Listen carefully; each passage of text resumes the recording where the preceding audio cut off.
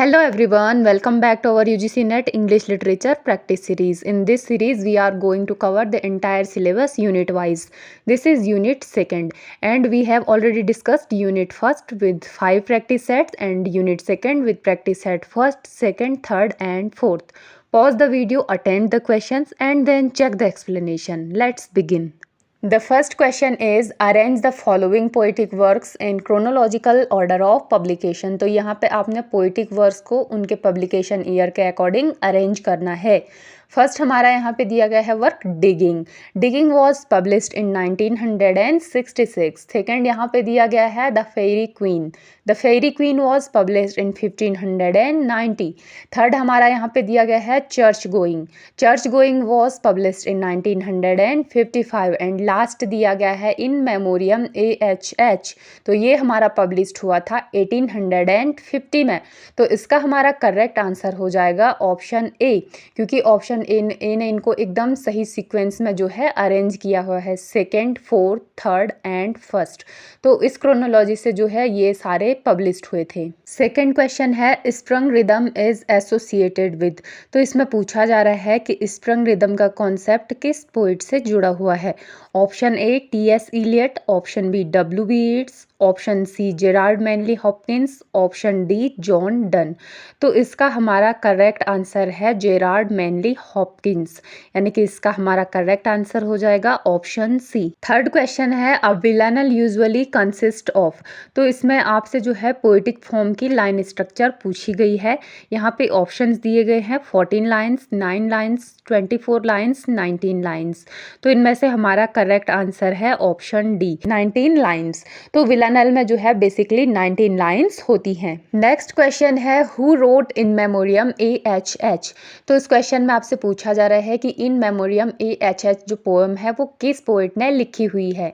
यहाँ पे आपको ऑप्शंस दिए गए हैं Matthew Arnold, Alfred Lord Tennyson, Robert Browning, Thomas Hardy. तो इनमें से हमारा करेक्ट आंसर है ऑप्शन बी. तो इन मेमोरियम AHH जो कि एक एलिजी है, इसको लिखा हुआ था एल्फ्रेड लॉर्ड टेनिसन ने, और ये उन्होंने आर्थर हेनरी हालम की याद में लिखा हुआ था. तो इन मेमोरियम AHH का फुल फॉर्म यहाँ पे है आर्थर हेनरी हालम. इनके लिए जो है एल्फ्रेड लॉर्ड टेनिसन ने ये एलिजी लिखी हुई थी. नेक्स्ट क्वेश्चन है match the poets with their works. तो यहाँ पे आपने पोइट्स को उनके द्वारा लिखे गए वर्क्स के साथ मैच कराना है. फर्स्ट हमारे यहाँ पे दिए गए हैं Gerard Manley Hopkins. Gerard Manley Hopkins ने लिखा हुआ था द विंड होवर. सेकेंड हमारे दिए गए हैं यहाँ पे फिलिप लार्किन. फिलिप लार्किन ने लिखा हुआ था चर्च गोइंग. एंड थर्ड यहाँ पे दिए गए हैं सेमस हेनी. तो सेमस हेनी ने लिखा हुआ था डिगिंग. फोर्थ हमारे यहाँ पे है डायलन थॉमस. तो डायलन थॉमस ने लिखा हुआ था फर्न हिल, यानी कि इसका हमारा करेक्ट आंसर हो जाएगा ऑप्शन ए, क्योंकि ऑप्शन ए ने इनको एकदम करेक्टली मैच कराया हुआ है. फर्स्ट का डी है, सेकंड का सी, थर्ड का ए एंड फोर्थ का बी. नेक्स्ट क्वेश्चन है रिपीटेशन ऑफ अ वर्ड और phrase at the beginning of successive lines is called.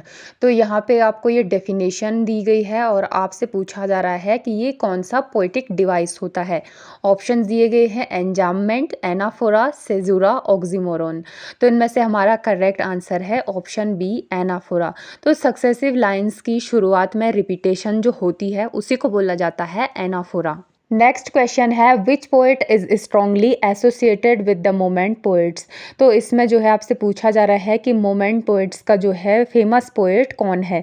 तो यहाँ पे आपको ऑप्शंस दिए गए हैं Philip Larkin, Ezra Pound, Percy Shelley, Ted Hughes. तो इनमें से हमारा करेक्ट आंसर है ऑप्शन ए फिलिप लार्किन. तो फिलिप लार्किन मोमेंट पोएट्स के प्रमुख पोएट हैं. नेक्स्ट क्वेश्चन है a poem written in praise of a person, event और थिंग इज कॉल्ड. तो यहाँ पे आपसे पूछा जा रहा है कि जिस पोएम में जो है प्रेज किया जाता है किसी पर्सन को, इवेंट को या थिंग को, यानी कि तारीफ की जाती है किसी चीज़ की, तो वो कौन सा पोएटिक फॉर्म होता है या कौन सा जॉनरा होता है. तो यहाँ पे आपको ऑप्शंस दिए गए हैं एलिजी, सटायर, ओड, बैलेड. तो इनमें से हमारा करेक्ट आंसर है ऑप्शन सी ओड.